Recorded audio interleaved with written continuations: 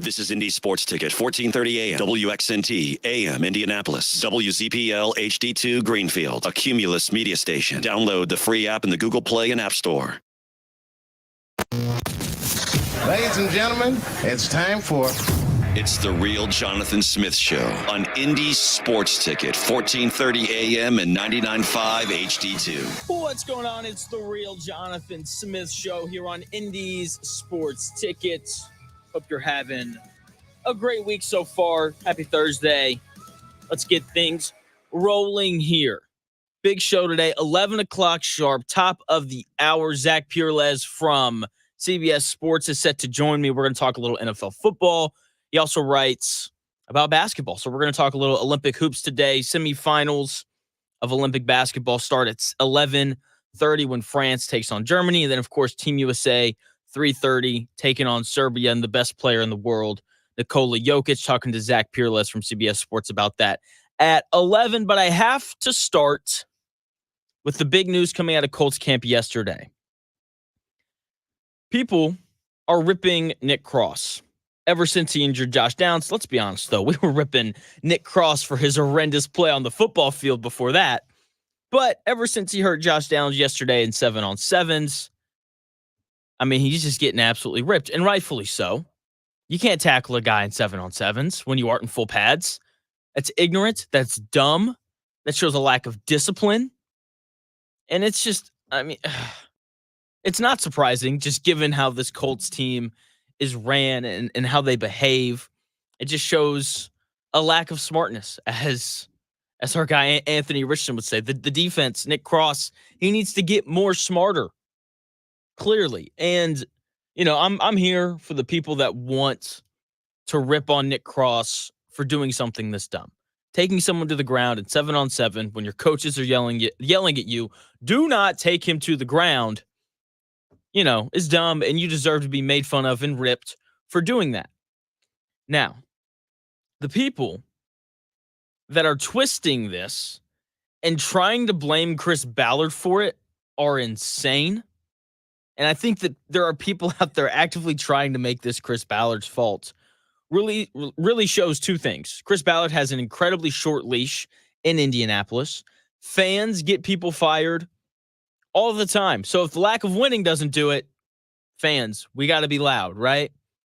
So it shows that. And look, like, people get fired in Philly all the time for doing a better job than Chris Ballard because fans are loud and they get upset. Fans have a real voice, and seeing people try to twist this to blame it on Ballard, as insane as it is, I don't blame you. I really don't. But the idea that Josh Downs getting hurt is anyone other than Nick Cross's fault is insane. Like, it's not Chris Ballard's fault that Nick Cross decided to be an idiot. Okay, with that being said, the Colts are now, like almost every other team in the NFL. Okay, every single team in the NFL goes through training camp injuries. It happens everywhere. Every single team is going to run into some sort of issue injury-wise. And we're already seeing it happen. Justin Herbert got hurt in Chargers camp. He's in a walking boot. Christian McCaffrey hurt his calf in San Francisco. Puka Nacua, reigning offensive rookie of the year, hurt his knee at Rams camp. DeAndre Hopkins is hurt in Tennessee. Xavier Legette, first-round pick of the Carolina Panthers, has a hamstring injury in Carolina. Ravens receiver Rashad Bateman, guess what? He's hurt. Samuel Williams, edge rusher in Dallas, tore his ACL. Nick Bolton, hurt in Kansas City. The list goes on. Every team suffers injuries during training camp. It's just what happens. It happens every year to every team. So let's not overreact as if what's happening to the Colts isn't happening everywhere else. This is happening to everyone. And the Colts are going to be just fine if Josh Downs misses a couple of games. Okay, I don't want this to be an excuse for anyone if the Colts start 0-2 and Josh Downs doesn't play the first 2 weeks, because every single team is dealing with this. And more injuries are coming down the pipe. How do I know that? Because teams still have to make it through preseason games. Teams still have to make it through through their remaining practices. Okay, this happens to every single team every single year. And honestly, when it comes to the Colts, I would rather a guy get hurt early than late, right? Like if Josh Downs misses a couple games, they're going to be fine. Here's why. They've got 4 weeks. 4 weeks at a minimum. It's probably going to be closer to 6 or 7 because those high ankle sprains are a pain in the butt. They never go away quickly. Okay, if Josh Downs is ready to go, by the first week of the season, I'm going to be really surprised. Okay, so there's going to be, at a minimum, 4 weeks to get Anthony Gould, rookie wide receiver out of Oregon State. 4 weeks to get him reps with the ones. Okay, and I'm really excited for Anthony Gould. I've got more on him coming up here in a minute, but we're acting like, and I get it. Anytime an important player gets hurt, people go crazy and they overreact, but we're acting like Josh Downs was the best receiver on this team or something. He wasn't. Okay, we very quickly forget that Michael Pittman Jr. had over 100 receptions and over 1,000 receiving yards last season. Okay, everyone is saying that A.D. Mitchell is having a good training camp. Okay, which isn't a surprise. He was a stud at Texas, had a first-round grade on multiple mock drafts, and he fell into the second round, and the Colts grabbed him. Okay, he's having a good camp. He's going to help this Colts team this year. Coach Steichen said yesterday that Aiyuk Pierce has played well during camp. And the Colts have 1,000,001 tight ends that are going to help pick up the receiving slack. The Colts are going to be just fine if Josh Downs misses 1, 2, or even 3 games. Okay? They're going to be just fine. And the glass half full side of this, which I've kind of already highlighted, is that we get to see Anthony Gould, a guy who's going to have an ample amount of time to get reps with the ones, to get on the same page as Anthony Richardson as well. Okay, I am excited about Anthony Gould. I think that he could be a real weapon. Chris Ballard and the Kansas City Chiefs drafted Tyreek Hill with the intention of him being a return specialist. They did the same thing with Anthony Gould. Okay, Anthony Gould is blazing fast, 4.3 speed. The dude can absolutely move. He's insanely quick. Okay, he's so fast and so quick that he actually played on the outside at Oregon State, which is uncommon for guys that are a little bit smaller than I am. Okay. And like a lot of return specialists, he's, drafted kind of with this idea of, hey, we really just want you to return kicks, but we need you to kind of do something during offensive positional time. So what position do you want to play? And he's like, he played receiver at Oregon State. Let's let him play receiver. And sometimes that leads to crazy discoveries. That's what happened with Tyreek Hill. He showed up. They're like, hey, you're going to return punts and kickoffs. And he was like, that's cool. And then Andy Reid was like, can you do anything else? And then within a week, he was their best wide receiver. Now, I don't think that Anthony Gould is going to turn into Tyreek Hill, but I do believe that he can be a weapon for this Indianapolis Colts offense. And so far, through training camp, Shane Steichen has been pretty impressed with Anthony Gould and everything that he's brought to the table so far. He's got great speed, I'll tell you that. We've hit him on some deep crossers through camp. He can really run, and that's what, when we were going through the draft process, watching him, he can play a little bit of everything inside. At Oregon State, he played outside as well. So, and he's got punt return ability. So really impressed with what he's done so far. That was Colts head coach Shane Steichen talking about the good things that he's seen from Anthony Gould so far. He's fast. You're going to hear that in every clip that there is out there about Anthony Gould. 4.3 speed, can take the top off of a defense, quick, all those, really checks the boxes of what you want from a small inside, slot receiver. Okay, fast, quick, can take the top off of a defense. And he's clearly had some success as a wide receiver during training camp. Okay, those are kind of my 2 takeaways from this clip.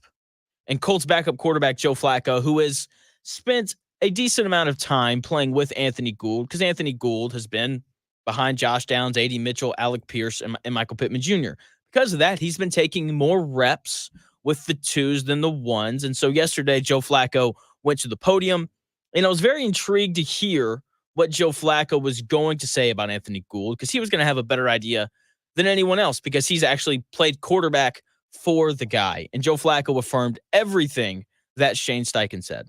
Yeah, you know what? Early on in spring, there was a couple times where I threw him some deep routes and we didn't connect. And then for whatever reason after that, we just seemed to hit our stride together. And and when I'm not in there and I'm watching him, just the little quick releases that he does, and then how he gets up to full speed really fast. I think he's doing an awesome job.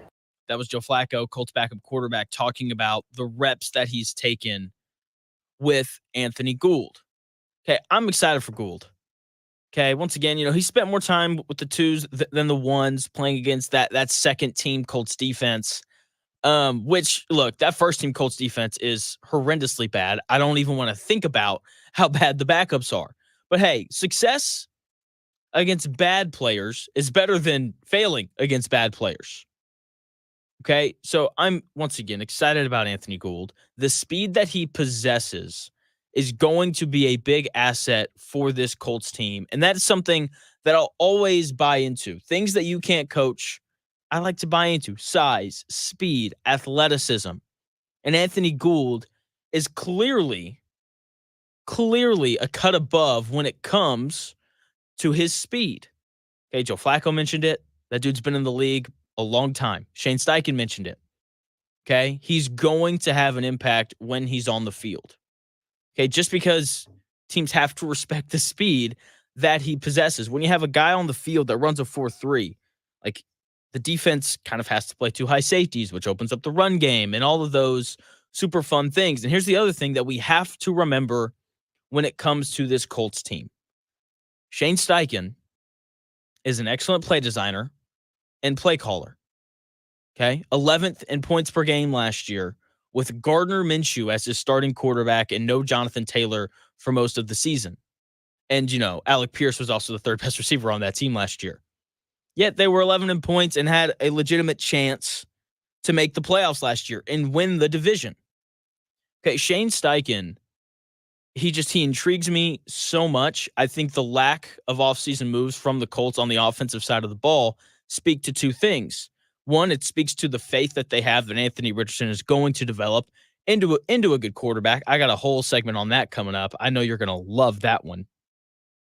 But it also speaks to the faith and confidence that they have in Shane Steichen to make things work with the players that they do have. And there is reason for them to have that sort of faith in Shane Steichen. Okay, considering he made this offense work last year, 13th in offensive DVOA, with a backup quarterback, very little Jonathan Taylor, and Michael Pittman Jr. really being the only legitimate receiver that they had. Josh Downs was a rookie. It's hard to trust a rookie. Okay, so I have all the faith in the world in Shane Steichen. When you give him a guy like Anthony Gould, who runs a 4.3 and is blazing fast and quick and just has a lot of really good physical tools, it's hard to not kind of get hopeful of he's going to figure out ways to get this guy the ball in open space, and let's see what happens after the catch. Okay, I'm very interested to see how Shane Steichen kind of works yards after the catch type things into this offense, because Adonai Mitchell, that's a 4.3 guy. Josh Downs is a 4.4 guy. Anthony Gould is a 4.3 guy. Like, there's a lot of speed at the wide receiver position now for the Colts, and I just love the idea of putting speed in this Shane Steichen offense because he's going to figure out the best ways for this team to use it. I can't wait to see what this offense looks like. It sucks that Josh Downs went down, but the Colts are going to be fine. Okay, 1,000,001 tight ends. Okay, A.D. Mitchell is reportedly having a good camp. Anthony Gould is a little jitterbug in the slot who sounds like he's having some success based off of everything that Shane Steichen and Joe Flacco just said. The Colts are going to be fine on the offensive side of the ball, even with Josh Downs potentially missing 2 or 3 games. Okay, the big concern for this Colts team is the defense, and Ed Dodds, Colts assistant general manager, further showed the incompetence of this Indianapolis Colts front office. I've got that audio for you when we come back here in about 4 minutes.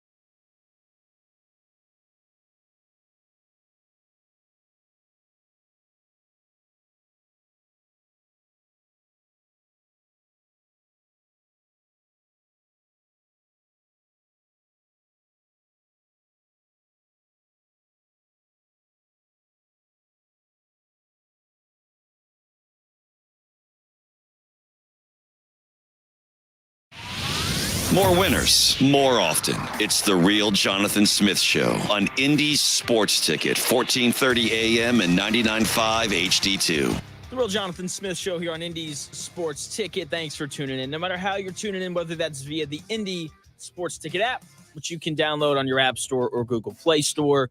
You can stream my show there every day from 10 to noon. And you can stream the Dan Dockett Show there every day from noon to 3 immediately following my show. Now, the Colts, man. A lot of Colts stuff today, which is great. Football season, not that far away. Starting to cool off just a little bit. I'm wearing a crew neck today. Haven't done that in quite some time. So we're getting there slowly but surely. And with the fall coming and with football season coming, we get to hear more and more and see more and more of just how ignorant and incompetent this Colts front office is. Now, while I have ample amounts of faith, all the faith in the world in Colts head coach Shane Steichen to do something smart, to create offensive scoring opportunities with the pieces that he has on offense, I don't have any faith whatsoever in the front office to do anything smart when it comes to addressing the free safety position on this Colts defense. And, I'm sitting down last night. I'm doing my prep. I head over to the Indianapolis Colts YouTube page. I'm watching the press conferences. And Ed Dodds addressed the media yesterday. That is the assistant general manager of the Colts. And he gave his thoughts on the free safety position, the free safety position battle going on at Colts camp. And it just further proves I was speechless when I heard it. Here it is. Here's Ed Dodds, Colts assistant general manager, discussing the free safety position battle. I think we got to get to the games and just see, because we're just trying to find the best combination to get all the best people out there at the same time. And, Julian's obviously made plays. Nick's done some good things. Rodney has, and so has Ronnie. And it's just figuring out, what, and not just the best combination of two guys, but which guy free, which guy strong, because they have there's just different things stressed out of either one of those positions. And some guys have done both, some haven't. So we'll see. We just got to keep watching them. That was Ed Dodds, Colts assistant general manager, discussing the free safety position battle going on in Indianapolis Colts camp. And I watched it, and I sat back, and my initial reaction was, what an idiot. Seriously. We need to see more. We need to get to the games. What? Why do we need to see more of a bad combination? There are certain things in life that clearly don't go together.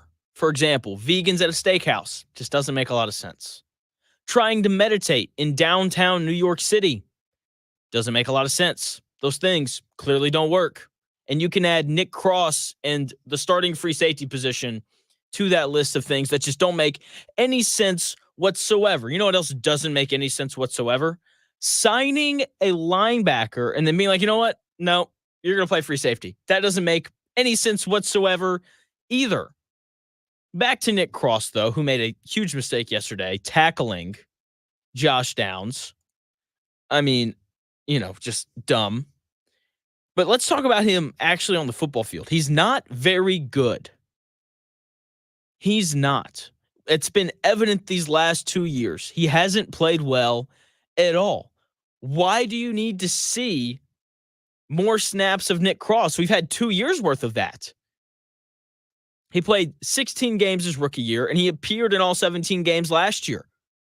I get that he wasn't the starter, but still, we've seen him on the field. Go back, watch the tape, evaluate, do what front offices are supposed to do. Scout inside your team and be like, you know what? That guy's not very good. And guess what? That guy definitely isn't better than Justin Simmons, okay, who had dinner with the New Orleans Saints last night. That's all that we really know. But I would argue that's not a good sign for the Colts. What they should do is they should call Justin Simmons his agent and outbid the Saints for him. That's what they should do. Will they do that? Probably not. Okay, we're going to have to go through 3 or 4 weeks of Nick Cross or a former linebacker playing free safety. And eventually we're going to have to be like, geez, yeah, free safety position not solved. Let's go to the free agent market. Oh, wait, Justin Simmons already got signed. There's no one available. Sorry, guys. We're going to have to roll with third-year guy Nick Cross here and consistently get beat over the top. That's just that can't happen. We don't need to get to the games at Dodds. We've seen enough of Nick Cross. We've seen enough of him. We don't need to see anything else. Okay? Like, why do we need to see more of a guy that's not very good? It legitimately makes no sense whatsoever. Coming up, top of the hour, Zach Pereles of CBS Sports is going to join me. We're going to talk NFL, Josh Downs injury. He also covers Olympic basketball. We're going to talk about that a little bit as well. Now, while the Colts front office continues to make mistakes and show their incompetence and their ignorance and the lack of aggressiveness, Anthony Richardson is out here getting more smarter. Center Ryan Kelly had some positive words for Anthony Richardson. Here is Ryan Kelly discussing how Anthony Richardson has improved pre-snap from last year to this year. Yeah, I think the leadership role is really starting to kind of come out. I think it's holding guys accountable, using snap count, changing protections, the things that a year one starting quarterback with minimal college experience probably you're not expecting that to be right now and every single time. But I think the work he did sitting in meetings last year when he was injured, the offseason, having now a handful, 10 practices underneath our belt here. I think you can really start to see it. And I witnessed it today, just kind of caught me off guard. I was like, man, like that. It's cool to see him really progressing into that role. That's the role that you need him to be into. That was Colts center Ryan Kelly, still looking for a new deal. That was him there discussing Anthony Richardson and the improvements that he has seen him make pre-snap from last year to this year. Pre-snap is highly important. Okay, I would argue that it's the most important part of playing quarterback in the NFL. Peyton Manning made a Hall of Fame career off of just being great at pre-snap reads. Okay, that's what he was notorious for. He knew where everyone was going to be before the play even started. And let's be honest, all of the great quarterbacks have that ability. Patrick Mahomes has reached that point in his career. Josh Allen is at that point. Aaron Rodgers does it. Tom Brady did it. So on and so forth. That's what the best quarterbacks in the NFL do. They're brilliant in the pre-snap. Now, I don't think that Anthony Richardson is going to be Peyton Manning level pre-snap guy this year. I think that would be an absurd mark. Okay. But we've seen plenty of quarterbacks in the NFL fail because they lacked the ability to read things pre-snap. That's why Justin Fields has struggled. Okay, 90% of the quarterbacks that get drafted have the ability to throw the football well. Okay, the ones that make it, the ones that end up being superstars, are the ones that can actually read a defense. Okay, guys don't play in the NFL. They don't play quarterback in the NFL if they aren't capable of making the throws that are necessary. And I know that there are concerns about Anthony Richardson's accuracy. I got to be honest, though, I'm not entirely worried about it. Ryan Burr went on Dan's show yesterday. Ryan Burr of ESPN went on Dan Dockage's show yesterday, which you can listen to from noon to 3 right here on Indy Sports Ticket. And he just said something that was incorrect that I would like to correct. Okay, now a popular comparison for Anthony Richardson is Josh Allen for obvious reasons. Coming out of college, they were both big athletes, big arms, could throw the ball a mile, but very raw, hadn't played a ton of quarterback. Okay, neither guy was wildly accurate during their college days. Josh Allen completed 56% of his passes in college, while Anthony Richardson completed 55% of his passes in college. Because of that, I believe that Anthony Richardson can develop into an accurate quarterback, and there are many other people with this stance. They have seen how Josh Allen has improved from college to the NFL, and people think that Anthony Richardson could follow a similar trajectory. Josh Allen, after being wildly inaccurate during his time at Wyoming, has turned into the second best quarterback in the NFL behind the one and only Patrick Mahomes. For Anthony Richardson, we don't know yet. We don't. Okay, he threw 84 passes last year. He only played 12 quarters. Okay, now something that we did see last year was how dynamic he is. And he certainly has the tools in his toolbox to be a good player. He does.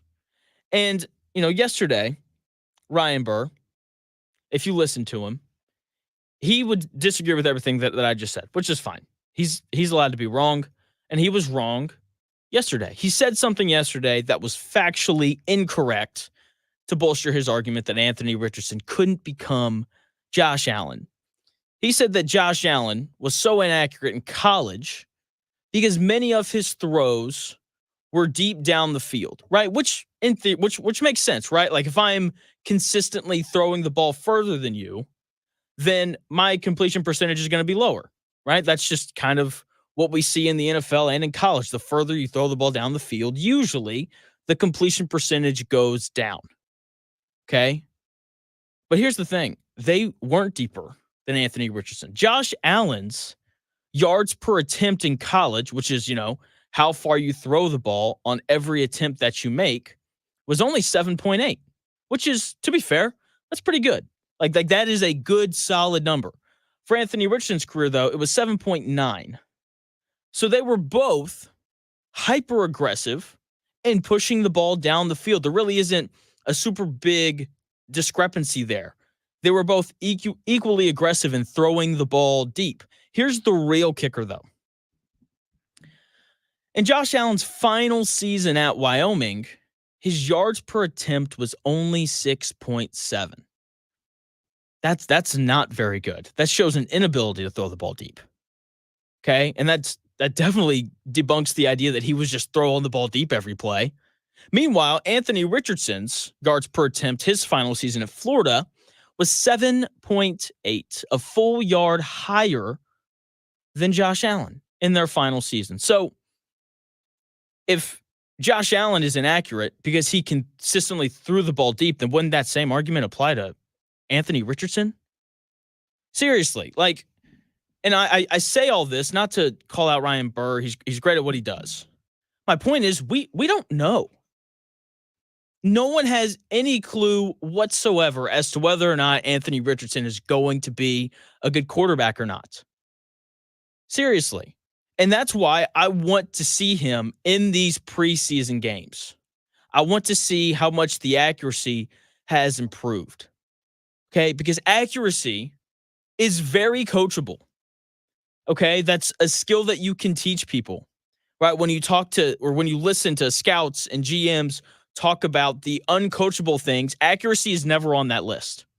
It's always size, speed, athleticism, arm strength. Those are the things that you can't coach.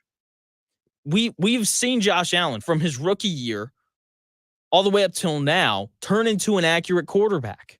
And Lamar Jackson came into the league lightning in a bottle, super dynamic, not super accurate. But what has he turned into? Through repetition and practice and the development of his accuracy of throwing the football. He's turned into a good pocket quarterback. You can develop a quarterback's ability to be accurate. Okay? We've seen it recently with Lamar Jackson and Josh Allen. And here's the thing. When you have an offensive coach like Shane Steichen, he's going to make things easier on Anthony Richardson. Okay? Like, who you play for is so incredibly important. It really is. Okay? And we talk about it all the time after guys end up being busts, but we never talk about it in the moment. Okay? It's like, oh, so-and-so was a bust, but if he'd gotten drafted by this other team, he probably would have succeeded. Right? And part of why Anthony Richardson is going to succeed this year is because of Shane Steichen. Shane Steichen is going to make things so much easier on Anthony Richardson. He is. He's going to put him in spots where he doesn't have to throw the ball through pint-sized windows. He's not going to do that to him because Shane Steichen's a smart guy who's had success with multiple different quarterbacks in the NFL, whether it's Justin Herbert, right? When he was helping run that offense, Justin Herbert's rookie season, in which Justin Herbert put up one of the best rookie seasons we've ever seen from a quarterback. Shane Steichen was a large part of that, putting him consistently in spots where he could succeed. Then he ends up in Philadelphia as the offensive coordinator, working with Jalen Hurts, who was, fine, but not great. And then Shane Steichen shows up, figures out what Jalen Hurts does well, puts him in positions where he can succeed, and they almost win a Super Bowl, and Jalen Hurts almost wins an MVP. He did it in Los Angeles with Justin Herbert. He did it in Philly with, Jalen Hurts. He did it last year with Gardner Minshew, made a backup quarterback, because that's what Gardner Minshew is, currently losing the quarterback battle to Aiden O'Connell in Las Vegas. He made Gardner Minshew look like a guy who could potentially be a starter. And now he's got this physical freak in Anthony Richardson with a million tools in his toolbox. And I'm telling you, he's going to figure out a way for Anthony Richardson to be successful this year. Okay? Don't bet on Anthony Richardson to be good this year because of the stuff that you saw in college. Don't bet on Anthony Richardson to be good this year because of the stuff that you saw last year. Okay, my personal bet on Anthony Richardson to be good this year isn't based on Anthony Richardson. It's solely based on my belief in Shane Steichen's ability as an offensive coach. Okay, he's going to put Anthony Richardson in spots where he can succeed. That's what's going to happen this year. And the Colts offense is going to benefit because of it. Zach Pereles of CBS Sports joining me top of the hour. He's great. Coming on, we're going to talk NFL. Brandon Aiyuk, Josh Downs. We're going to talk a little bit Olympic basketball as well. Can't wait to get into all of that with him. When we come back here in about 4 minutes, though, I'm going to get into Brandon Aiyuk. He's maybe on the move. He doesn't want to go to New England. He wants to go to Pittsburgh. That doesn't make a lot of sense. There's a lot of stuff going on. How much does this impact the 49ers? Because I feel like Brandon Aiyuk is going to be gone by the start of the season. I'm going to get into all that when we come back here in about 4 minutes.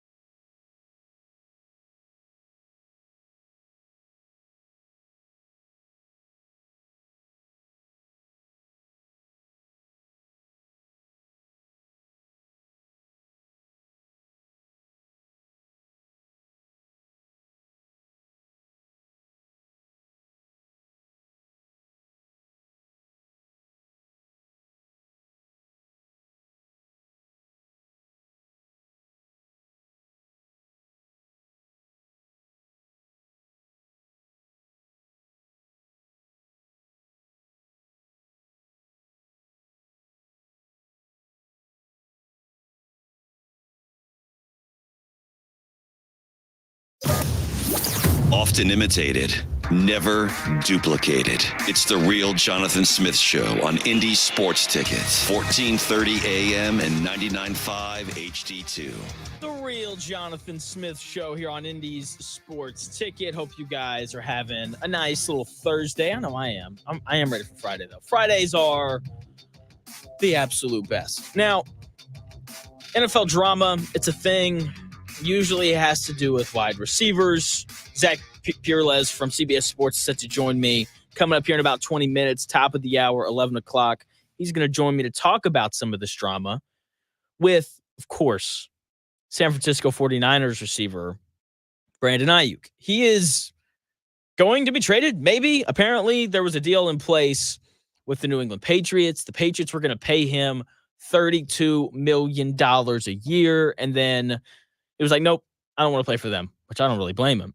And then he's like, I want to go to Pittsburgh, which doesn't make any sense whatsoever. It's like, no, I don't want to go play for the Patriots, who have a new defensive-minded head coach and an unproven quarterback. I don't want to go play for them. Instead, I want to go play for the Pittsburgh Steelers with a defensive-minded head coach and an unproven quarterback. Doesn't make a ton of sense to me. I don't really understand it. I guess you could say, well, Jonathan, like the Steelers at least have a good defense. They're probably going to win a few more games. Like, yeah, that's true, but I don't know, man. Look, if I was Brandon Aiyuk, the answer I think is pretty clear. Stay in San Francisco, try to win a Super Bowl this year, and then just go out into free agency. Make them either franchise tag you, which if you're franchise tagged, you're going to get a pretty penny's worth of money there. And if they don't, then you hit the free agency market and you can go wherever you want. Okay? You can do whatever you want to do at that point. Okay? Like that is the way forward for Brandon Aiyuk. Okay? And here's the other thing that's really interesting about kind of this trade scenario. The 49ers reportedly want 2 first-round picks for Brandon Aiyuk, which is insane for 2 reasons. The only players in the NFL worth multiple first-round picks are quarterbacks and edge rushers. That's probably it. Like even when Tyreek Hill was traded from Kansas City to Miami, he didn't go for 2 first-round picks. He went for a first, a third, and a fifth. And look, Brandon Aiyuk, great player. Okay, I will vouch for Brandon Aiyuk anytime. Okay, I think he's an excellent football player. I think that wherever he ends up, his numbers are going to go up just because he won't be the second option behind Deebo Samuel, right? Like the 49ers in that wide receiver room are really deep. They're loaded. Okay, like there's a lot of talent in that 49ers receiver room, and wherever Brandon Aiyuk goes, he's probably going to be the best receiver on that team, more than likely. So his numbers are going to go up wherever he goes. I like the idea of Aiyuk in a different uniform. I just don't know why he wants to be in a Pittsburgh uniform or in a that doesn't make a ton of sense to me. And here's the thing for the 49ers, and I'm excited to have Zach Pereles of CBS Sports on to join me because we're going to talk about this. What should the 49ers want in return? Okay, because like their Super Bowl window, it's now. Okay, they're paying Brock Purdy nothing by NFL standards, like not even $1 million a year. Okay, like the Super Bowl window, it's right now. Trent Williams continues to get older. Deebo Samuel injuries continue to pile up. Christian McCaffrey is a year older. You know, he's already hurt. George Kittle has his long history of injuries. Okay, so like their Super Bowl window is right now. And so whenever I hear that the 49ers reportedly want 2 first rounders, that doesn't make a lot of sense to me. The 49ers should want a good receiver in return, unless rookie Ricky Pearsall is having an excellent camp, which I haven't heard that, to be fair. I'm not exactly plugged in to what the 49ers have going on with their training camp. I am plugged into this Brandon Aiyuk story, though, because I think he's a stud. It's like if they're looking to trade him to Pittsburgh, they should want a George Pickens type receiver back. Okay, if I was them, instead of asking for 2 future first-round picks, I would just ask for that team's first-round pick. It's like, hey, you call Buffalo, and you're like, hey, we'll give you Brandon Aiyuk, and in return, we'll take Keon Coleman. I know he was a second-round pick, but early second round there. They're probably like, oh, yeah, okay, that works. Like that, I feel like would be a much better way forward for San Francisco, because when you're in your Super Bowl window, you don't want future draft picks. That's not what you want. You want players that can step in and help you immediately, especially if you're giving up a player like Brandon Aiyuk, who is pretty special.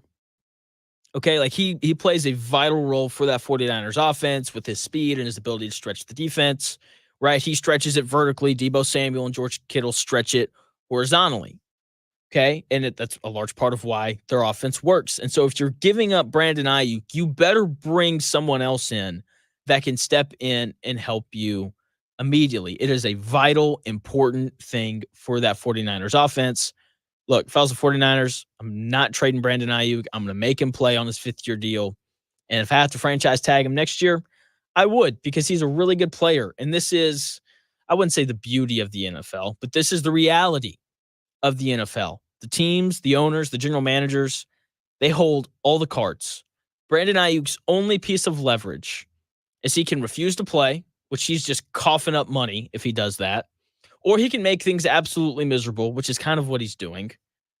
Okay, like you probably work with some of those people where they walk in the room and you're like, oh, geez, I got to put up with this guy. I don't want to put up with this guy. This guy's terrible to be around. Like Brandon Aiyuk could do that, and that's really it. That's the only leverage that he holds. San Francisco holds the rest of it. If I was them, I'd hold on to him, make him play, and probably throw a franchise tag on him or trade him when the offseason comes around. That is what I would do. Now, another sport, baseball, where the leverage is not held by the owners, the leverage is held by the players because they have the best players union in sports. Baseball is it's an interesting topic. It's something that I wish I could talk about more, but the interest level just isn't there, especially since the Cubs aren't very good. So the interest level just isn't there, which is fine. You know, that's just the way that it goes. But stories do come up sometimes that I feel the need to address. John Smoltz was on the Braves broadcast yesterday, and he told just this magnificent story. Here's John Smoltz talking yesterday about something that happened when he arrived at the Braves game. So I came in, I parked, they told us where to park. We park where the cone is. Well, there was an open spot. I parked where it was open, and I was on the phone talking. Imagine that. And I was waiting for Frenzy, you know. I was waiting for him to come so we could walk in together. And one of the valet guys came to the window. I rolled it down. I said, can I park here, or do you want me to move the cone? And he goes, well, what are you doing? I said, well, I'm calling the game. He goes, are you an umpire? I'm like, I thought, all right, right away I looked for cameras because I know, you know, you're getting pawned. I guarantee it, this is what's happening. And then I realized he straight-faced me and has no idea who I am. As I said, no, I'm. How old was he? Well, this is what I said next. I said, I'm broadcasting the game. And he looked at me like, well, I said, you must be very young. John Smoltz telling a story of how a valet worker at a Braves game had no clue who he was. And I just think that this further shows us the issues with baseball. Okay? Like, this would never happen in Indianapolis. This would never happen, really. Like, this wouldn't happen at a Pacers game. Like, if Reggie Miller, the guy who played in the 80s and 90s, showed up, the valet guy would be like, oh, crap, that's Reggie frickin' Miller. Okay, like there would be an instant, immediate, I know who that is, even though this guy hasn't played in forever. Okay, if Peyton Manning showed up at Lucas Oil, there would be an immediate and an instant, oh my gosh, that's Peyton Manning. I know exactly who that is. But John Smoltz is one of the best pitchers ever. Okay, was dominant during his time in Atlanta. Really, you know, made his career there, you could argue. You know, was a starter, moved to the bullpen, all that awesome stuff. I mean, he shows up and they have no idea who he is, which once again, I think speaks to the imaging problem of Major League Baseball. Okay, like even, you know, going back in the day, like you have to, especially like a sport like baseball where history is so incredibly important. Okay, I feel like the history of baseball is discussed more than the history of any other sport. Okay, and despite that, young people still don't know who John Smoltz is, which is insane to me as a guy who played baseball for forever, but it makes sense. People just aren't drawn to it like they used to because baseball does a terrible job of advertising their stars, both new and old. I feel like the only, 90s star that people my age, I'm 24 for reference, really recognize is Ken Griffey Jr. because they put that guy everywhere. I believe he also works for Major League Baseball now, but that's kind of the point. Like, you have to do a better job of advertising these guys. And Major League Baseball has been terrible at it for forever. And it's a large part of why their game is slowly dying. Slowly, but surely. It's why it's a regional thing instead of a national thing, which is a real shame because baseball's awesome. I love it so much. Something else that I love, basketball, the Olympics. The Olympic semifinals happening today. France taking on Germany and the United States taking on Serbia later today at 3 o'clock, 3 Eastern. Can't wait for that. I am super intrigued by France and Germany because let's be honest, I think we're all expecting for Team USA to just kind of roll over Serbia. They've beaten them by 26 points the last 2 times that they've played this year, right? They played not even 2 weeks ago, and they beat them by 26. Jokic, the best basketball player in the world. They played the United States even when he was on the floor, and the 9 minutes he was off the floor, they were outscored by 26. They just don't have the firepower around Jokic to really give Team USA any sort of run for their money. That game shouldn't be close, but France and Germany, I am overwhelmingly intrigued by. That game starts at 11:30, and I can't wait. I cannot wait. France has been one of the more, I think, fun watches just because Wemby is an absolute alien. Okay, like the way that he plays defense, he tilts the floor like no other player in the history of the NBA with the size and the length and just the speed and the quickness and just everything that he possesses. He's already the best defensive basketball player in the world, and the dude's like, I don't think the dude can even drink yet. Okay, he can't over there in France, but here in America he can't. And he's fascinating to watch. Him and Rudy Gobert with this Twin Towers look that they went away from against Canada is fun to watch. And then Germany, I don't know what it is about Germany, man, but they're tough. They are just physical. They're mean. They play really fast in the half court. Like, it kind of reminds me of the Pacers a little bit in terms of like the ball crosses the line and the ball just moves incredibly fast. And when guys catch it, they're going to the bucket, or they're catching it and they're moving it, or they're catching it and they're shooting it. There's consistent ball movement and player movement. And I am so fascinated by what's going to happen today. Like, how is Wemby, the best defensive player in the world, who can guard what feels like, one half of the court at a time, how is he going to impact this Germany offense? It's also just fun to watch NBA role players in these superstar roles during things like the Olympics and the FIBA tournaments. Like, Dennis Schroeder just like turns into a different person whenever he puts on the Germany jersey. Okay, like, he's going by dudes one-on-one. He's making great passes. He's defending his butt off, which is something that he does in the NBA. And I think that if you're Team USA today, I think you're pulling for France to win, which is a little weird because coming into the tournament, I said that I thought France was Team USA's biggest threat to the gold medal just because of the size that they have. But the guards that they have aren't great. It's going to be interesting to see how Germany tries to exploit that. And look, like, let's be honest, Team USA has the best guards in the world. So does that really matter? I don't know, but that game should be fun. It should be fascinating. Zach Pereles from CBS Sports is set to join me coming up here in about 5 minutes. We're going to talk Olympic basketball. We're going to talk Brandon Aiyuk trade drama. We're going to talk about Josh Downs and his injury yesterday. What does that mean for the Colts? All those topics are coming your way here in 5 minutes. Thanks for tuning in to the Real Jonathan Smith Show. I'll be back here in 5 minutes to talk to Zach Pereles to discuss all those topics that I just mentioned.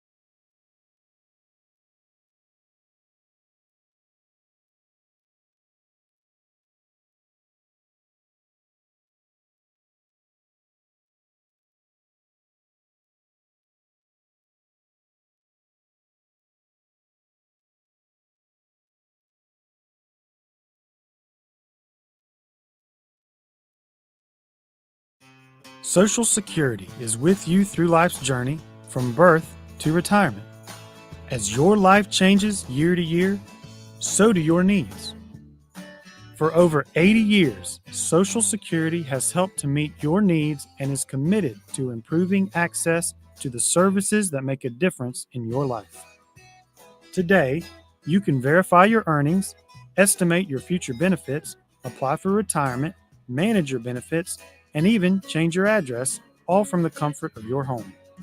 Social Security's online services help put you in control with secure access to your information anytime, anywhere, allowing you to spend more time with family, friends, or simply just enjoying the day. Social Security, securing today and tomorrow. See what you can do online at socialsecurity.gov. Produced at U.S. taxpayer expense.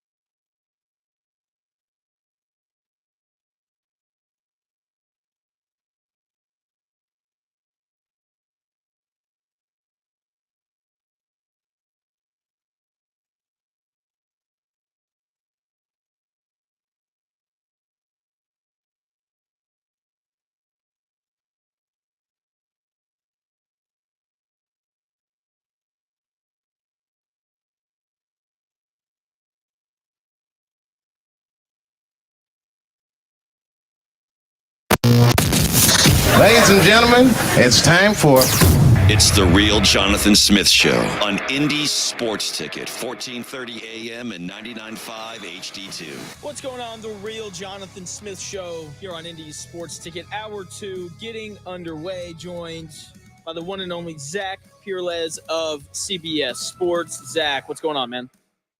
Hey, how are you? I'm excited we got more football tonight. Can't be more excited. It's really getting underway. It really is. I'm excited to have you on. There's so much going on. Like you said, we have games tonight, Brandon Aiyuk drama, Olympic basketball today, injuries happening at training camp, just a ton of stuff going on. I want to start with the Brandon Aiyuk stuff, though, because I do think that that's the biggest story happening in the NFL right now. So let me just what are your general thoughts on Brandon Aiyuk asking out and all those things?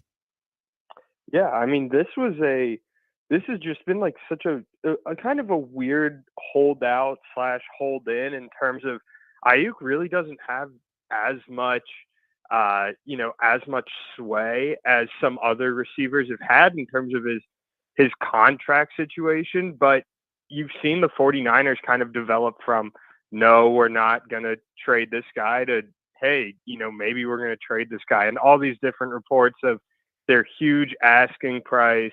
And, Kyle Shanahan didn't like how Ayuk treated the hold in, and, this kind of bro hugs heard around the world at this point.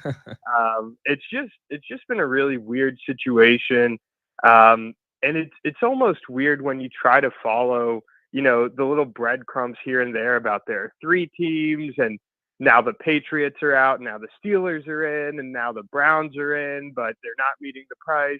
And Ayuk, the thing is, Ayuk can say he doesn't want to go somewhere else, and there's, a reason why he didn't want to go to the Patriots, for example.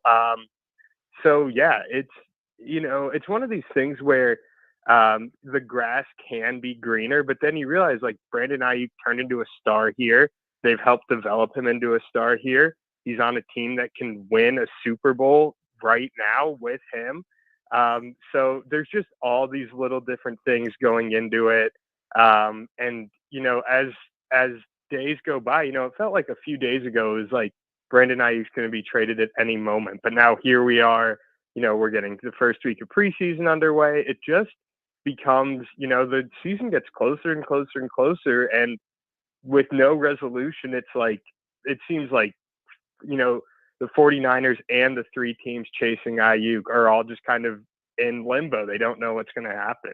They really don't. I'm glad you brought up the Patriots thing, because it seemed like you said, it seemed like they had a deal in place, and then Brandon Aiyuk was like, no, I think I want to go to Pittsburgh, which doesn't make a ton of sense to me, just because when I look at New England, I see a team with a rookie head coach that's defensive oriented. There's a lot of questions about the offense. Part of that being that they have an unproven quarterback, whoever decides to take over this year. And then I look at the Steelers and I'm like, sure, it's Tomlin, a very, very much proven head coach, but there's a lot of questions about the quarterback position. Why do you think he would prefer Pittsburgh over New England if both teams have question marks at the quarterback position? Yeah, I mean, I think Pittsburgh just they've been so steady. We talk about Tomlin and no losing seasons, and the Patriots just they might be a year away from being a contender.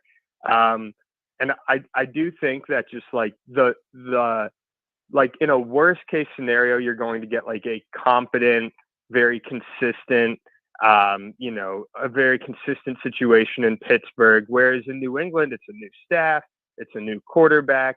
It could, it's probably going to be at least 2 quarterbacks when you think about Jacoby Brissett's the starter right now, but obviously Drake May is going to take that over at some point, whether it's this year or next year.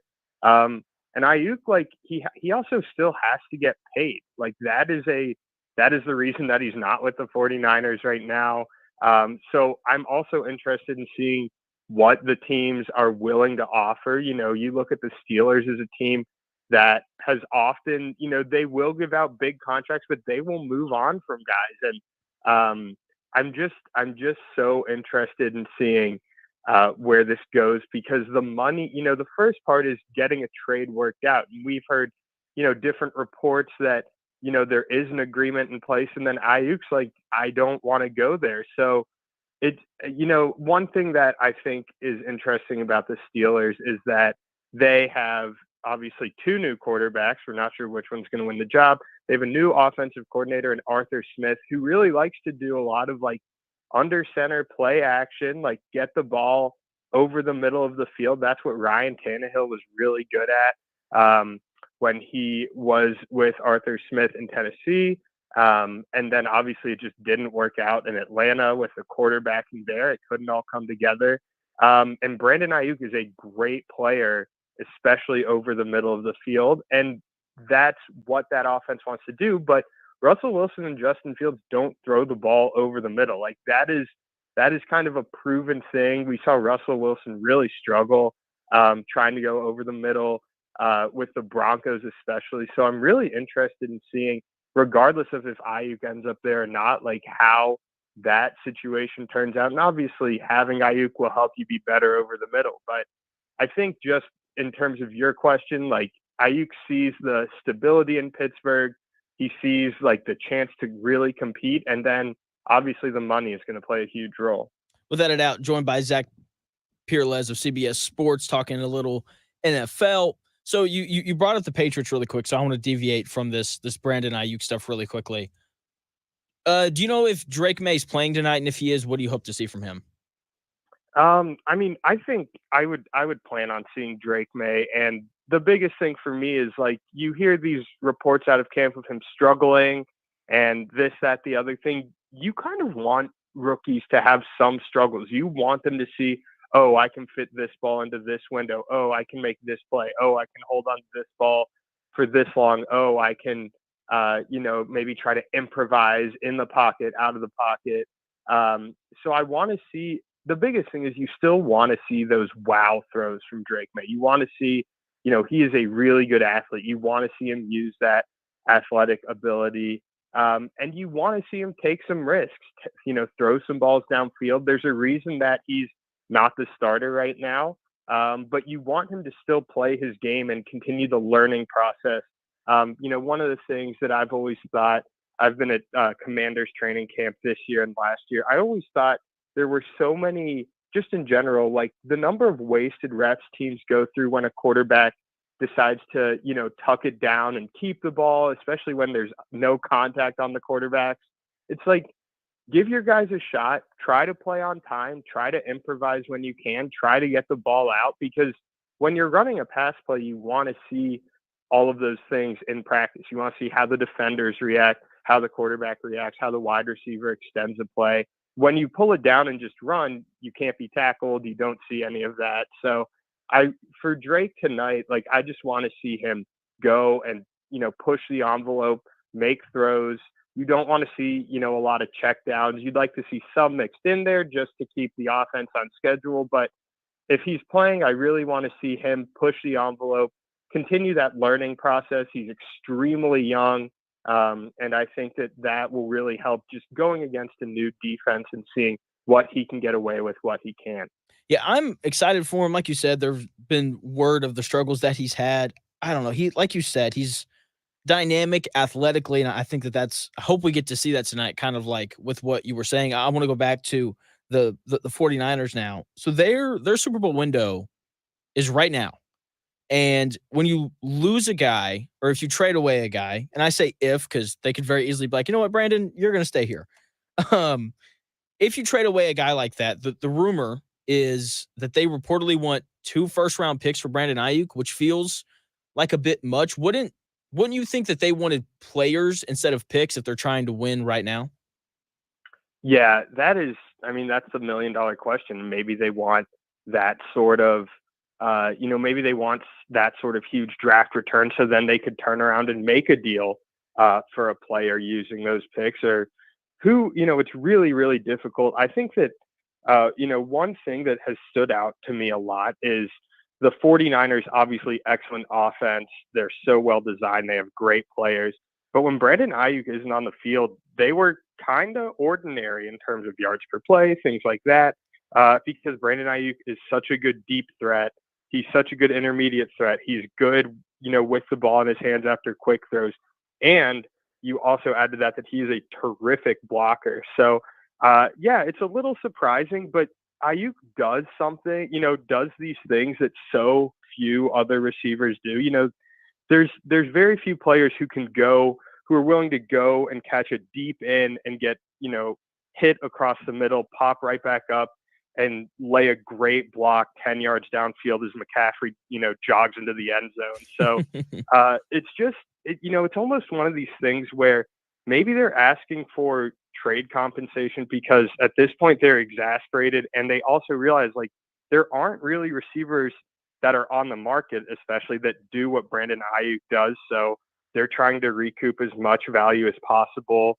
And even a really good player can't really replicate what Aiyuk does. Okay, fair enough. I want to transition out to the biggest story here in Indianapolis, joined by Zach Pereles of CBS Sports. Josh Downs went down yesterday with a high ankle sprain, projected to be out 4 weeks. High ankle sprains are weird. I feel like it's going to be a little bit longer than 4 weeks, but we'll see what ends up happening there. What does this mean for the Colts going forward without having a guy? And Josh Downs, who was pretty good last year as a rookie. Yeah, I mean, first off, I think I agree with you. Like high ankle sprains, anything in that lower body is always going to be tricky just because, especially with a player, or it's not with a rookie, with a wide receiver, with a player like Josh Downs, like so much stop and start, like there is more pressure on that ankle than at other positions or even similar positions, but not the same play style. So I think, this is a really, really tough blow. Like there's no way around it. You've seen the Colts try to beef up that wide receiving room with A.D. Mitchell. And obviously Michael Pittman really had a strong year. But what I love about Josh Downs is like, he's a guy that you can put in the slot and he will just get open on these short routes, on these quick routes. But also like he has the juice to get downfield. One of my favorite Anthony Richardson throws from last year is just this absolute bullet over the middle, kind of up this seam route, and Josh Downs just like turns around, makes a leaping catch.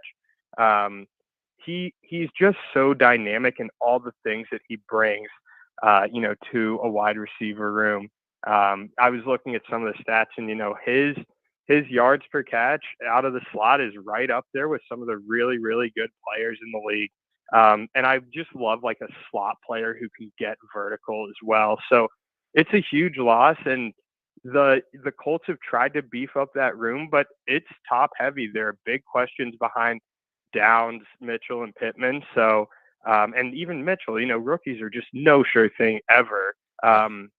So yeah, it's a huge blow. It's really, really disappointing. And the hope is like, they say 4 weeks, maybe he's, maybe if it's 6 weeks and he's back by week 2 or week 3, like, that gives them ample time to get back on track. But yeah, he brings a skill set to the slot that isn't irreplaceable, but it is really special. It really is. And I'm, joined by Zach Pereles from CBS Sports. I'm with you. Like you're losing a lot with Downs. Like you said, he was great in the slot last year. And like you said, rookies are unreliable. They're going, it looks like Anthony Gould, 4th round pick out of Oregon State, little 5'8", 4'3", 40 guy, is going to kind of take that role. The hope is that he can be really good. But like you said, rookies they're question marks more than anything. Like, you hear great things coming out of camp, but it's like, let's see you do it against a real defense where you can actually get hit. I guess at Colts practice, you can tackle during 7-on-7 now, but I don't really know. But let's move to some stuff that's going on today. Olympic basketball. Semifinals today. You wrote about this in your newsletter, and if you want to tell the audience really quickly where they can get that, you can totally do that. Yeah, cbssports.com. It's the HQ newsletter. Comes out every morning from me. Every afternoon, you get some betting insights. So yeah, you'll get a couple emails a day. Hopefully it's providing good stuff. We're covering Olympics, we're covering NFL, we're covering college football, NBA. We cover everything. If there's a sport going on and you need to know about it, we've got you covered. Yeah, I've enjoyed it. I subscribed to it whenever you told me about it, and it's been great. So Olympic semifinal basketball starts today. France, Germany tips off in like 15 minutes. Let's be honest. I think we know that the USA should cruise against Serbia. They've beaten them by 26 these last couple of games. So I want to kind of focus more on France and Germany. What are kind of your thoughts going into that game, and who do you think Team USA would rather play in the gold medal game? Yeah, I think you have to start with this weird Rudy Gobert headline of like, he says that he suffered a finger injury and he got surgery, and the coach said he didn't get surgery, and Gobert didn't really play a lot because of matchups. It's just strange. Like it's a weird thing.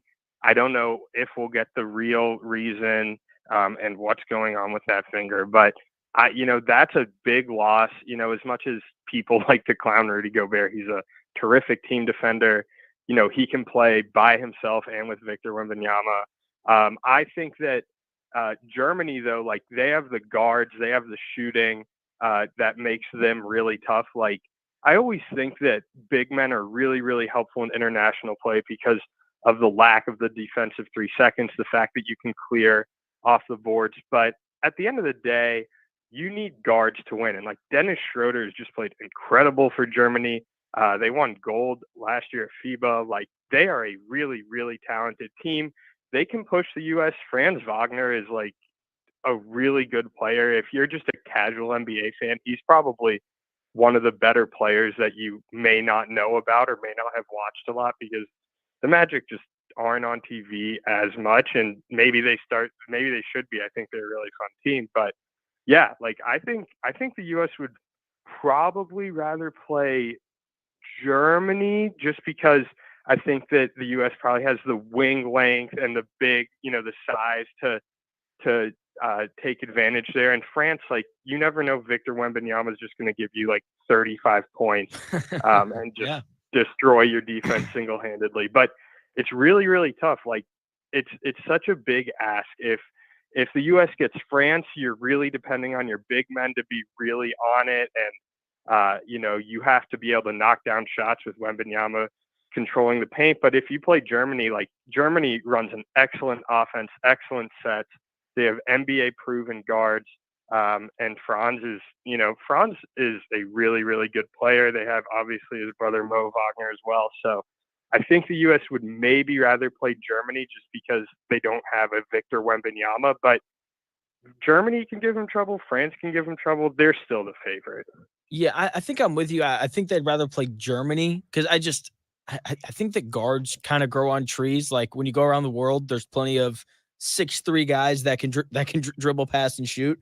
And so I'm with you. I think that the bigs for France would really put some pressure on Team USA. So I think that they would rather play Germany. When it comes to Serbia today, they, of course, have, in my opinion, the best player in the world in Nikola Jokic. Is there a world where Jokic is just like, you know what? I'm going to be amazing today, and we're going to give Team USA a run for their money? Is there any scenario in which Serbia, like, makes this a tight game down the stretch? Yeah, I mean, Nikola Jokic, I think his greatest superpower is that he makes everyone so much better.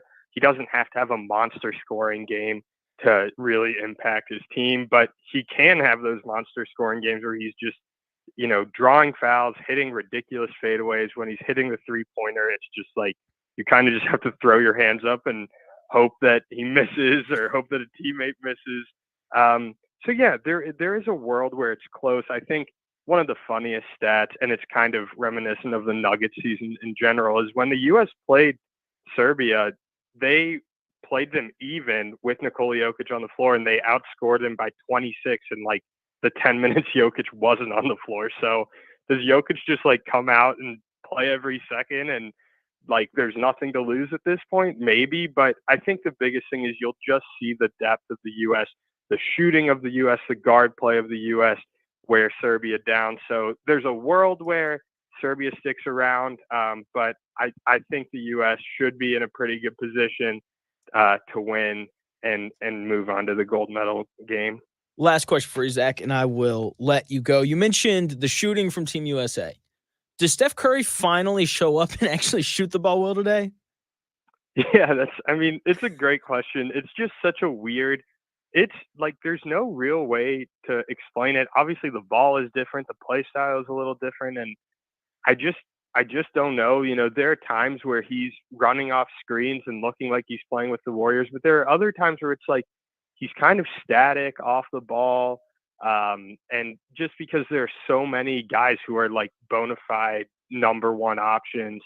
So it's just been weird. We all know though that like if he hits one or two, he could easily hit 6 or 7 or 10. So I think that you'll see his shooting get going. It's just like a little bit of a different game because there's a little bit more physicality. He's surrounded by so many other players who aren't using him as the first option. So it's been a little bit of a weird fit. And you saw that with some other players, like early in the showcase games, it was like Devin Booker didn't really know what he was where he fit. And he has actually been really terrific as just like a catch and shoot guy.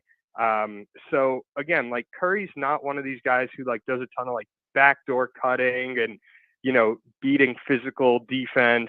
That's never really been his game. He's obviously one of the all-time greats, but it's just like these little differences in his game with the Warriors and the international game that have kind of contributed to that. And those little things add up, and then he misses one open three or two open threes, and it's just like it all kind of compounds on itself. But I think, yeah, like you and I have both watched enough basketball to know. I think anyone who's ever watched basketball knows that Steph Curry hits one or two open threes. They run some really good sets for him. He's just missed kind of more open threes than we expected. He hits a couple, he'll get going. I think that one of the next two games is going to be a game where he, even if it's not his hugest game, he starts hitting, and that just adds another layer to this ridiculous offense. It really does. Like you said, the offense for Team USA is ridiculous. They should win going away today, but that's kind of the beauty of basketball. You never really know. Zach, thanks for your time, man. You were awesome as always. Yeah, thanks so much. You got it. That was Zach Pereles of CBS Sports. Find his writing at cbssports.com. He covers everything: football, basketball, the Olympics, everything that you care about.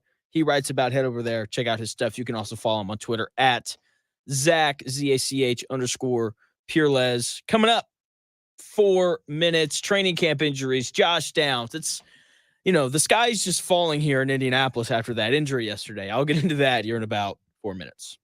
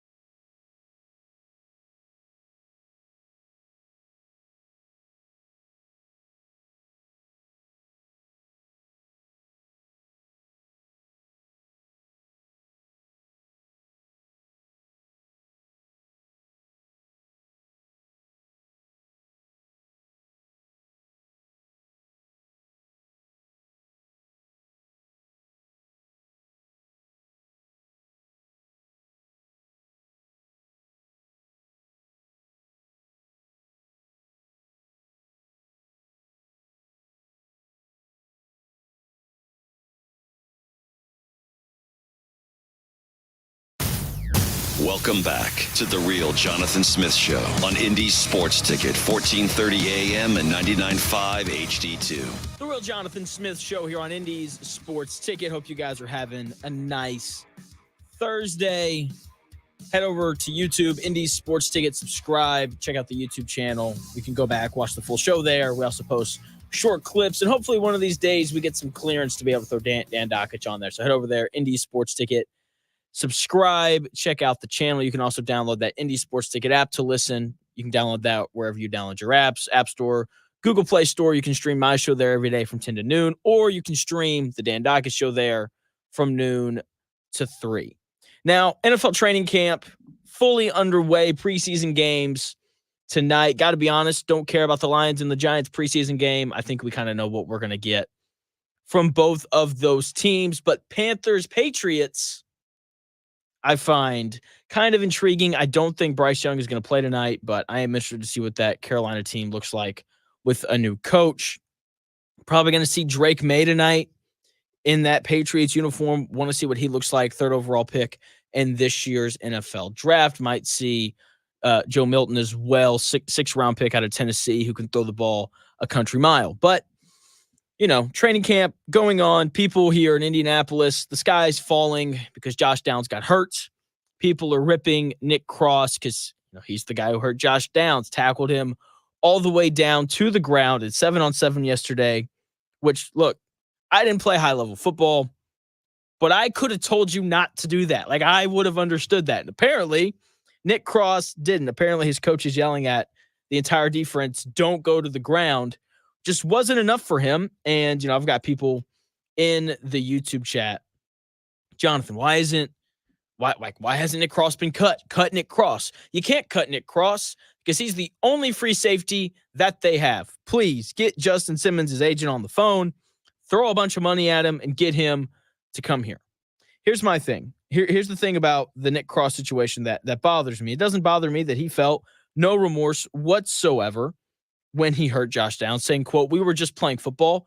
No, you were playing 7-on-7, which is not 11-on-11. So it is different. Okay, no remorse whatsoever is a little bothersome. But here's the thing from Colts fans that's really kind of upset me. I get on Twitter and I get that doesn't reflect everybody. And I get that Twitter's just there to make people like me upset, but it's fine. There are Colts fans on Twitter twisting this to make it sound like it's Chris Ballard's fault, which is absurd. Okay, and that take reveals two things to me. One, Chris Ballard has an incredibly short leash here in Indianapolis, and rightfully so. Haven't won a division in 8 years, haven't hosted a home playoff game, all those things. Okay, the Colts have underachieved a lot under Chris Ballard. They haven't made the playoffs in 5 years. It's been too long. Okay, he has ultimately not done a good enough job during his time here in Indianapolis, and fans are sick of it. And fans get people fired. We see it happen in places like Philadelphia all the time. Okay, guys that have worked for the Eagles have gotten fired for doing better than Chris Ballard has done here in Indianapolis. Okay, and it also reveals to me that Colts fans are incredibly stupid. It's not Chris Ballard's fault that Nick Cross decided to be an idiot. Okay, with that being said, the Colts are now like every other team in the NFL. Okay, every team in the NFL has players get hurt during training camp. It's part of it. It happens every year to every team. Somebody that's important gets hurt at some point. Justin Herbert has been in a walking boot at Chargers camp. I would argue that injury, kind of a slightly bigger deal than Josh Downs spraining his ankle. Christian McCaffrey hurt his calf in San Francisco. Once again, I'd argue that McCaffrey injury, kind of a bigger deal than Josh Downs getting hurt. Puka Nacua hurt at Rams camp. DeAndre Hopkins hurt for the Titans. Xavier Legette, hamstring injury in Carolina. Ravens receiver Rashad Bateman is hurt. Samuel Williams, starting edge rusher for the Dallas Cowboys, tore his ACL. Nick Bolton, starting linebacker in Kansas City, he got hurt. The list goes on. Every team, every NFL team suffers injuries during training camp. It's just what happens. Okay, happens to every team every year. Okay, so, there are still some Chris Ballard defenders out there. I'm not, I kind of defend him, kind of don't. There are certain things about him I don't like. But here's the thing. This can't be an excuse for why the Colts lose in weeks 1 and 2 if Josh Downs doesn't play. Okay, depth is highly important. That's why it's important to draft well. And when it comes to receivers, I don't think that I think the Colts are going to be fine. Okay, like they're going to be just fine if Josh Downs misses the first 2 weeks of the season, which I think is what's going to wind up happening because those high ankle sprains are, they're kind of funky. I know that they said a month to recover. He's a little bit younger, so maybe that's what happens, but I think it's going to be closer to 6 weeks. But they're going to be fine. And when we look at injuries in training camp, I'm a believer that the earlier the better, in part because if it's something like a high ankle sprain, you have more time to bounce back before the season starts. And also it gives whoever your backup is time to get used to taking reps with the starting offense. And for the Colts, the guy who's going to slide kind of into that slot gadget guy spot for Josh Downs is Anthony Gould. Okay, so he's sliding into that spot with the ones. He's going to start getting reps in with Anthony Richardson and those guys, which is going to be good for when he has to take actual week 1 reps against the Texans. Okay, and when we look at the other receiver spots, I think the Colts are going to be fine. Okay, like we very quickly forget that Michael Pittman Jr. had over 100 receptions last year and over 1,000 receiving yards. Okay, with a backup quarterback throwing him the football for every pass except for 84 of them. Okay, like we quickly forget that A.D. Mitchell is apparently having a good camp. Okay, Coach Steichen said yesterday that Alec Pierce has played well so far in camp, right? And let's also remember that the Colts have 1,000,001 tight ends that are going to be able to help pick up the receiving slack. The Colts are going to be fine. Okay, they also have a good running back in Jonathan Taylor that they can turn around and hand the football off to. Offensively, they're going to be fine. But the ultimate glass half full side of this is that we get to see Anthony Gould. I am super excited to watch Anthony Gould. Okay, I think he's going to be a real weapon for this Colts offense. Okay, when we look at Chris Ballard's entire resume going back to when he was in Kansas City, he was a part of the Chiefs team, the Chiefs front office that drafted Tyreek Hill. And they drafted him with this intention of him being a return specialist. Okay, and then Tyreek Hill shows up, and Andy Reid's like, can you do anything else other than return kicks? And Tyreek Hill's like, I can play wide receiver. And then a week later, they were like, holy crap, Tyreek Hill's the best receiver on our team, and we got him in the 5th round.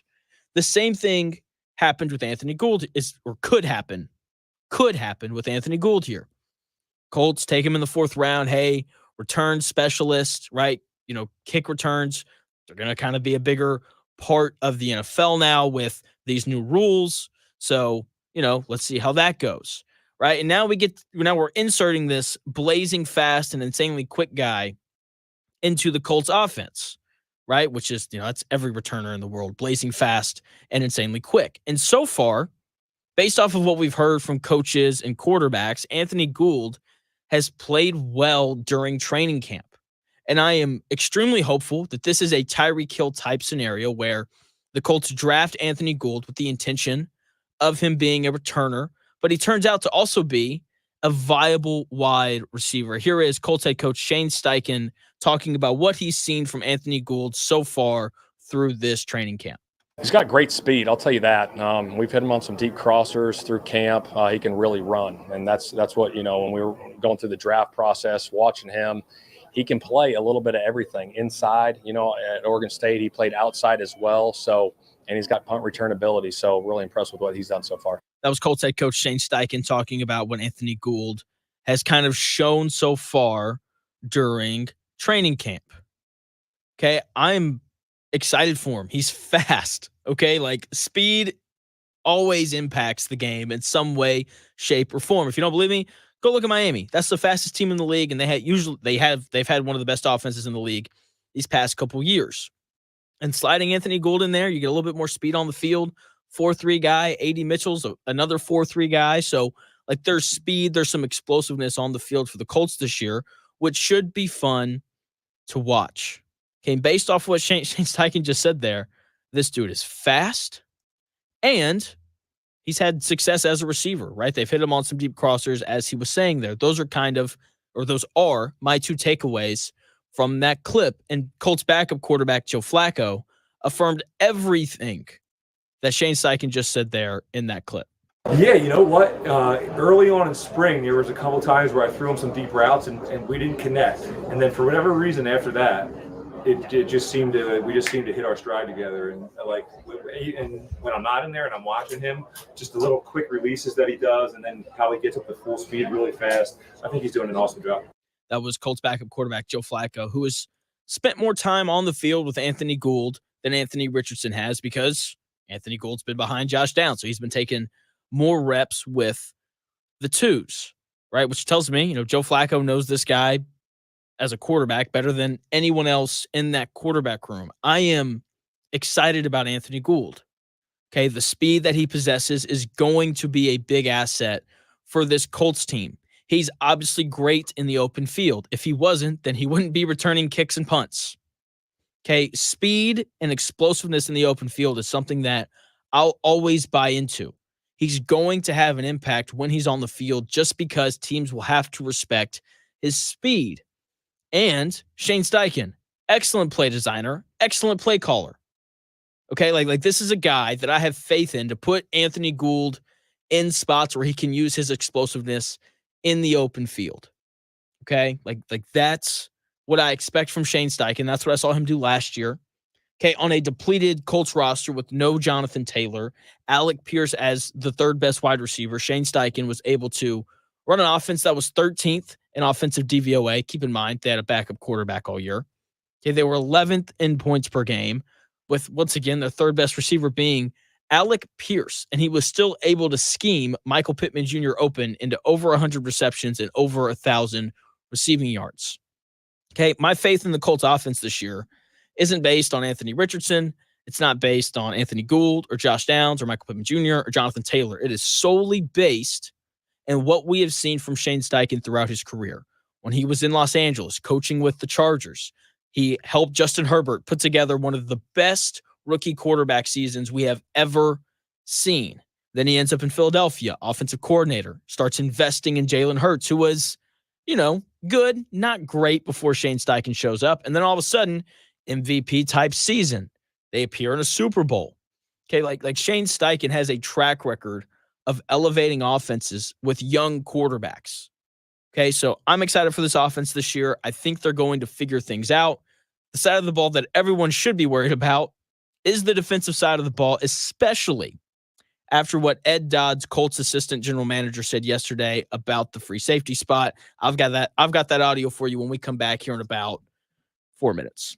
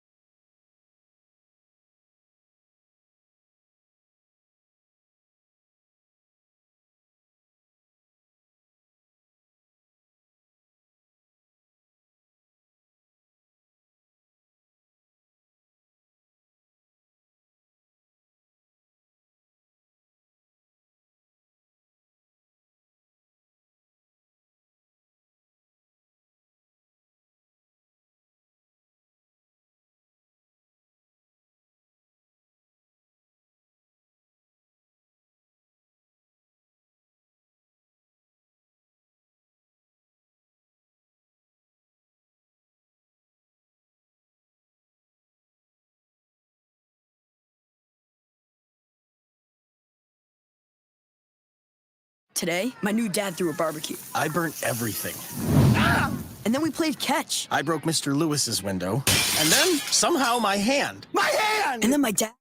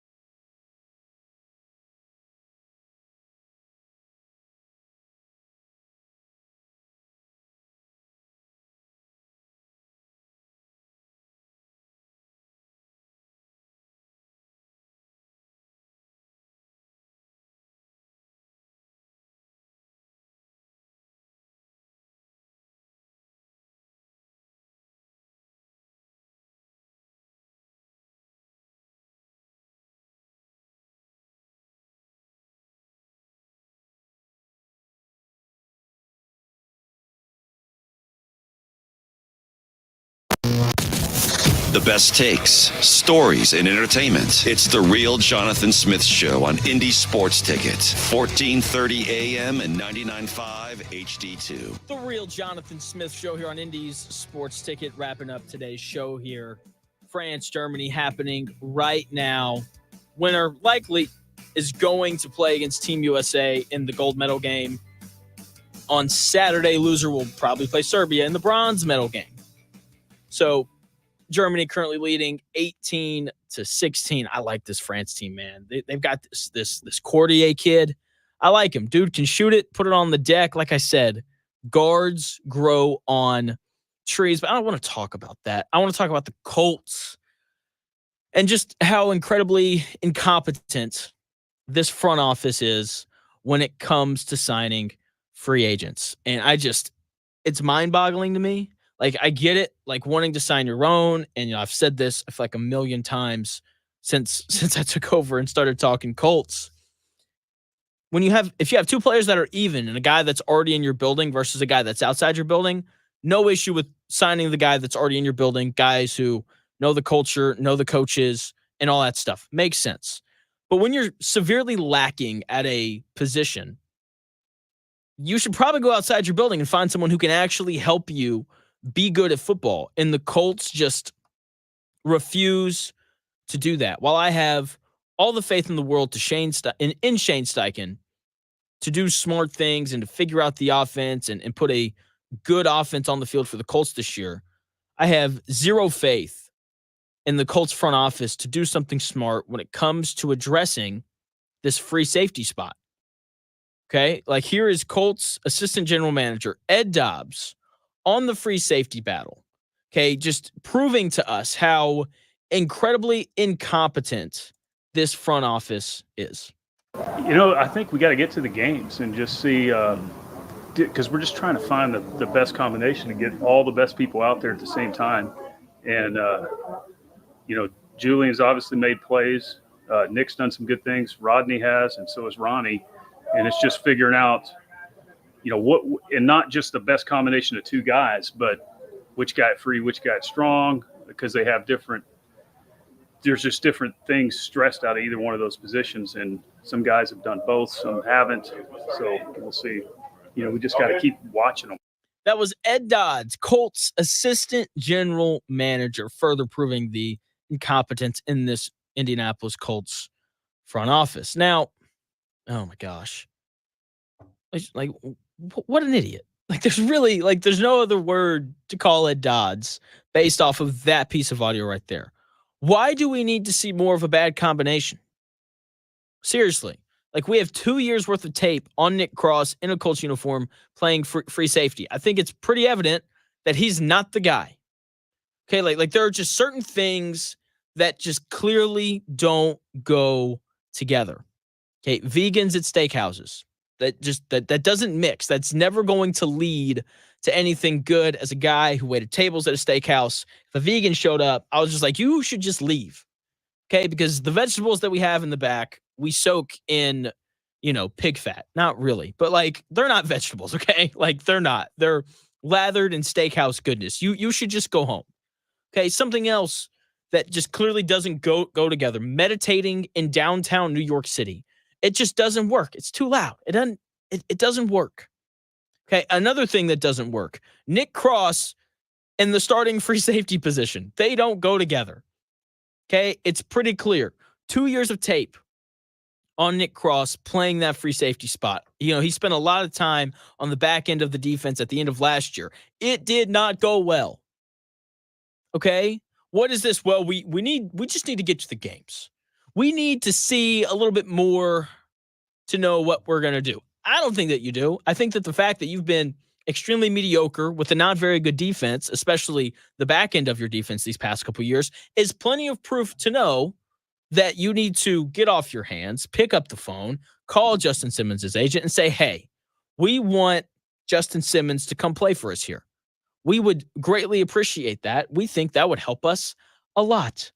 We will pay more than whatever New Orleans is offering, because New Orleans, Justin Simmons was there yesterday visiting with the Saints. Okay, they took him out to dinner afterwards. in all those things. Okay. The Colts don't need to see any more games from Nick Cross. They don't need to see any more reps of linebackers trying to play free safety. We don't need any more of that.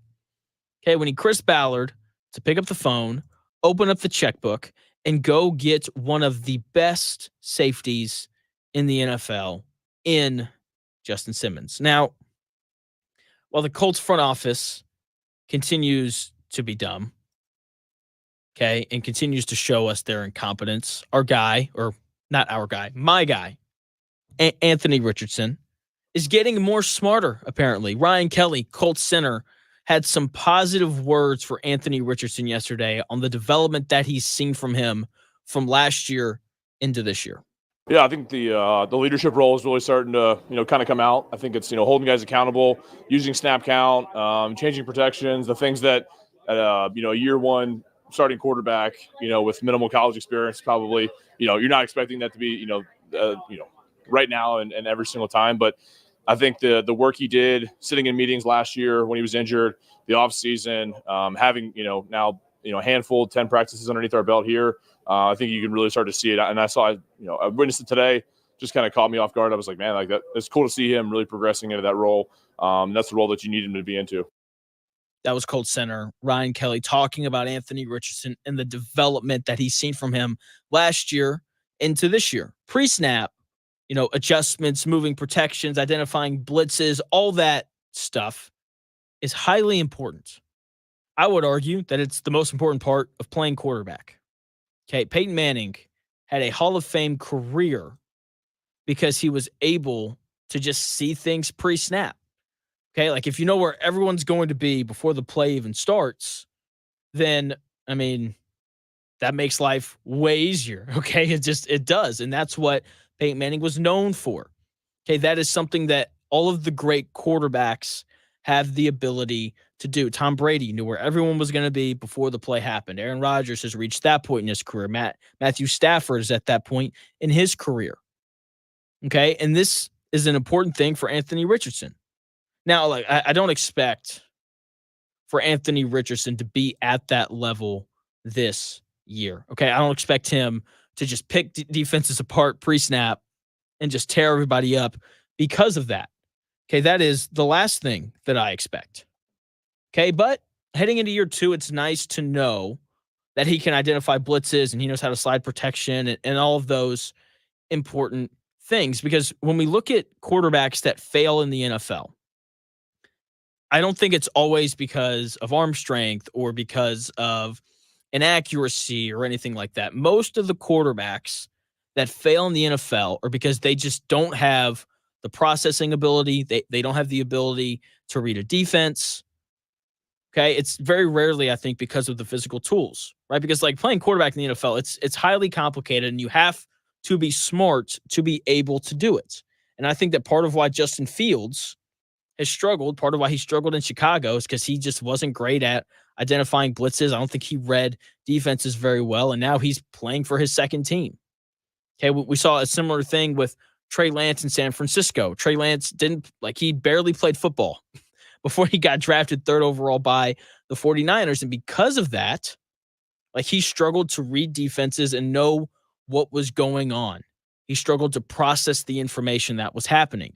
And it is encouraging to hear that Anthony Richardson has taken steps in the right direction for that. I think that when you have a guy sit out for a whole year, these are the strides that you want to make them see. Can they identify blitzes? Can they identify different coverages? And based off of everything that Colts center Ryan Kelly said right there in that clip, it seems like Anthony Richardson is progressing in that direction. Okay. Anthony Richardson, slowly but surely, he's getting better. Meanwhile, this Colts front office continues to prove their incompetence by refusing to go out and sign a free safety. Instead, they're just like, hey, we need to see a little bit more. No, you don't. We've seen 2 years worth of Nick Cross. I think we're okay when it comes to that kind of stuff. Team USA set to take on Serbia today at 3:00. Can't wait. The Joker taking on, the Avengers, right? I guess that's kind of the nickname that this Team USA team has been given. Okay, Germany playing France right now. The winner advances to play the winner of Serbia and Team USA in the gold medal match. Germany up 25-18 at the end of the first quarter. That's going to do it for the Real Jonathan Smith Show today. Thanks for tuning in. Follow me on Twitter at __ Jonathan Smith to catch the next live stream on Twitter. Head over to YouTube, subscribe to Indies Sports Tickets. Watch the stream there. Jump in the comments section. Chat it up. Be a part of the conversation. That would be awesome if you would do that. Thanks again for tuning in. The Dan Dockett Show is coming your way next. 5 minutes. Loaded show today. Lynn Dunn, Indiana Fever GM, joins us at 1 o'clock.